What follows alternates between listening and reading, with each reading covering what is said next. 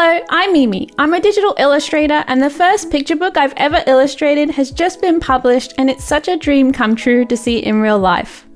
I'm making a video about the whole picture book process that will be out next month, but for now I thought it would be nice for you to come and illustrate one of the pages of the book with me, and I'll chat to you about the book and my thoughts on illustrating it.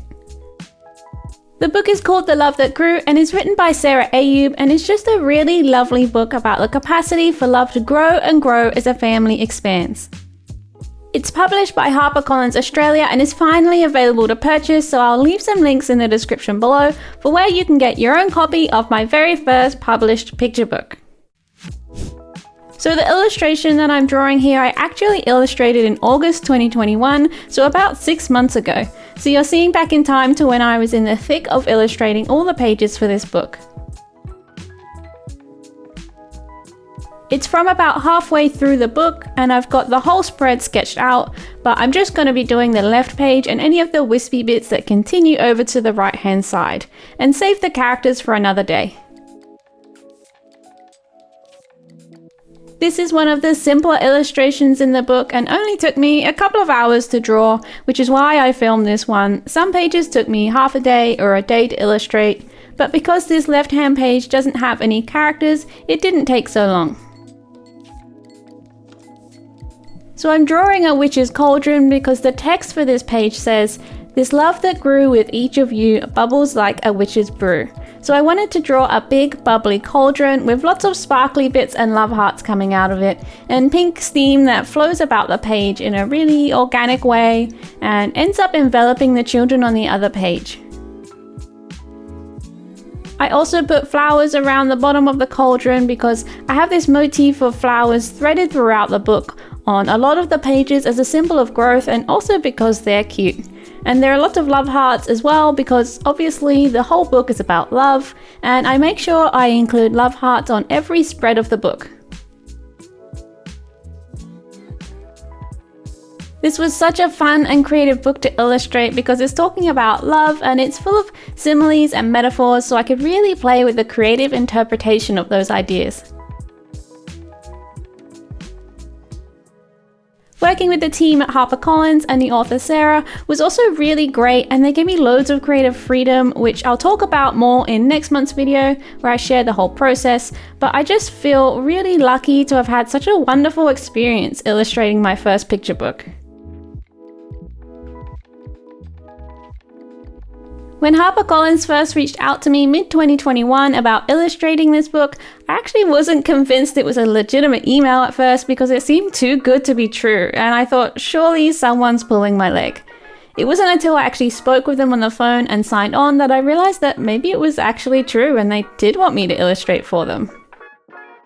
I think illustrating a picture book is something that a lot of artists have on their bucket lists, and even though I worked really hard for a long time to develop my illustration skills, it still feels kind of surreal to actually have my illustrations published in a book like this. I still think I'm in a dream and I'll wake up any minute. Needless to say, I'm really excited about having this book out in the world. It's been about 6 months since I finished the illustration, so I've been patiently waiting to share it with you.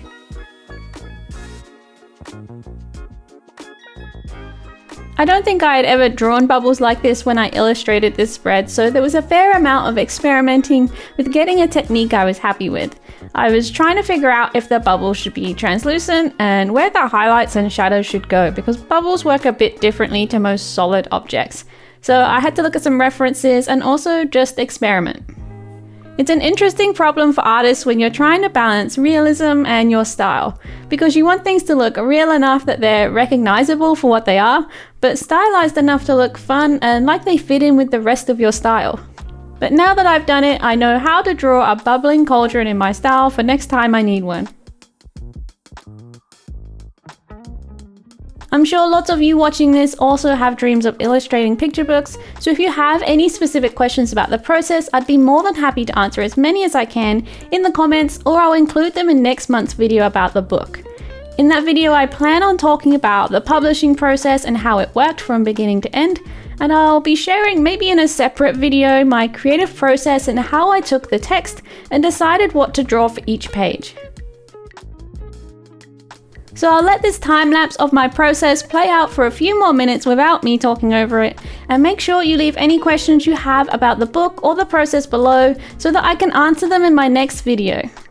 By the time you're watching this video, I'll be away on a hike for a few days, but as soon as I come back, I'll check out all your questions. Enjoy the rest of the video.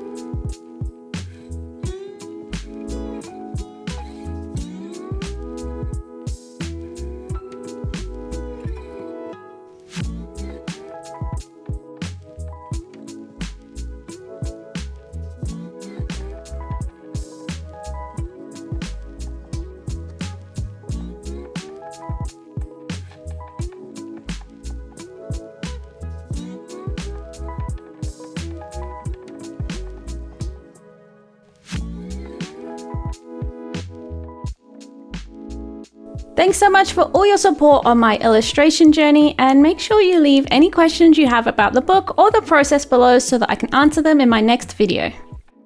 See you next time. Bye bye!